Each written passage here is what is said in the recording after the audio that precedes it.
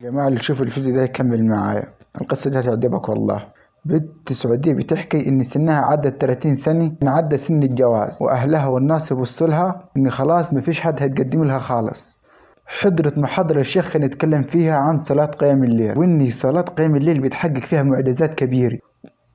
والبيت أول ما سمعت الكلام دي خدت عادة على نفسها، مش هتترك قيام الليل إلا الله يضرب بخاطرها. وبعد كده استمرت لمدة 3 شهور بقيام الليل وتدعي ربنا سبحانه وتعالى إنه يكرمها بعريس بعينيه زرقاء وبيضانه. واختها قالت مفيش حد سعودي بالمواصفات دي، قلت لها مفيش حد بالمواصفات دي وانسي. فمرت 3 شهور وسبحان الله هتقدم لها شخص بنفس المواصفات اللي رأتها في قيام الليل. سبحان الله كانت تدعي بيه في قيام الليل وربنا سبحانه وتعالى أرزقها. دي معجزات لا يتصورها بني آدم، وإن الله ينزل في الثلث الأخير في قيام الليل. فلا تنسوا قيام الليل. أشوفكم في فيديو قادم.